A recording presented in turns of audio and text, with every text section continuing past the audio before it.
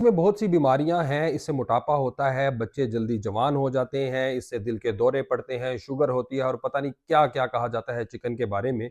ज़रा 1 मिनट के लिए सोचें कि जो इल्ज़ामात इस मासूम सी जान जिसको हम चिकन कहते हैं उस पे लगाए जाते हैं, उनमें क्या हकीकत और क्या सच्चाई है? कहा जाता है कि चिकन जो है उसको एंटीबायोटिक्स दी जाती हैं। मुझे समझ नहीं आती कि पाकिस्तान जैसा मुल्क जहाँ पे एक सिंपल फ्लू हो जाता है, वायरल इन्फेक्शन जिसमें एंटीबायोटिक की कोई इंडिकेशन नहीं है, उसमें इतनी ज़्यादा एंटीबायोटिक इंसान को दे दी जाती हैं और 1-2 किलो का चिकन जब वो थोड़ी-सी एंटीबायोटिक खाता है और वो भी कितने हिस्से तक उसकी ट्रांसफ़र होती है किसी को मालूम नहीं है, उससे इनको नुकसान हो जाएगा। फिर कहा जाता है कि चिकन जो है ना, चूँकि इसमें कोई ताकत नहीं है, ये एक बहुत ही सुस्त किस्म का जानवर है, लिहाज़ा जो खुद सुस्त है वो किसी को क्या ताकत मुहैया करेगा। तो ज़रा 1 मिनट के लिए सोचें कि जो गाय, भैंस हम खाते हैं, वो कितना कोई तेज़ भागती है, कितने कोई काम करती है और जो शेर और चीते को अगर हम देखें, तो चीता ज़्यादा तेज़ भागता है शेर की निस्बत, तो कि इसका क्या मतलब है कि चीता जो है, वो ज़्यादा ताकतवर होगा? ये भी एक बहुत ही अजीब-सा लॉजिक है। उसके बाद ये कहा जाता है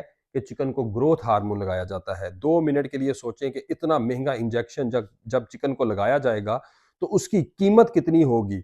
और वो कितने का बिकेगा और इतना जो कॉस्ट आएगी उसके ऊपर वो कौन बर्दाश्त करेगा? ये तो पॉसिबल ही नहीं है। फिर कहा जाता है कि इसकी जो ग़िज़ा है ये उसके ऊपर तरह-तरह के इल्ज़ामात लगाए जाते हैं, उसकी क्या ग़िज़ा है? कॉर्न, सोया, प्रोटीन्स, विटामिन्स ये उसकी ग़िज़ा है, जो कि सारी की सारी चीज़ें इंसान के लिए बहुत ज़्यादा मुफ़ीद हैं और जब हम देखते हैं दूसरा हमारा जो देसी मुर्गा है, वो बाहर क्या खाता है?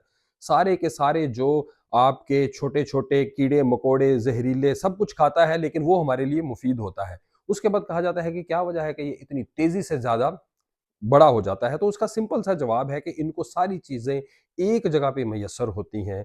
खाना-पीना, फिर उसके बाद विटामिन्स और इनकी बहुत ज़्यादा केयर की जाती है। इनको एक टेम्परेचर दिया जाता है, एक एनवायरनमेंट दिया जाता है, जिसकी व और फिर इनको चलना-फिरना नहीं पड़ता। अपनी खुराक के लिए इनको भागना नहीं पड़ता।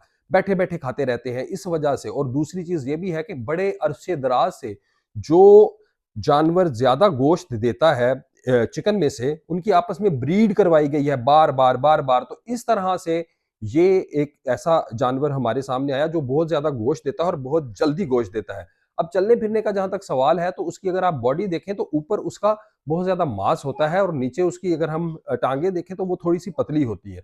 ये भी एक बहुत बड़ी वजह है कि वो थोड़ा-सा सुस्त है और उससे चला-फिरा नहीं जाता। चिकन आज के दौर में एक इंतहाई मुफ़ीद और सस्ती ग़िज़ा और प्रोटीन है। 1 मिनट के लिए सोचें कि अगर हमें देसी मुर्गे पे रहना पड़ता, तो आज जहाँ पे 8 अरब दुनिया की आबादी हो चुकी है, क्या हम देसी मुर्गा बर्दाश्त कर सकते थे? क्या हम उसको खा सकते थे? वो तो एक नायाब चीज़ बन जानी थी जो कि बादशाहों को भी शायद नसीब ना होती।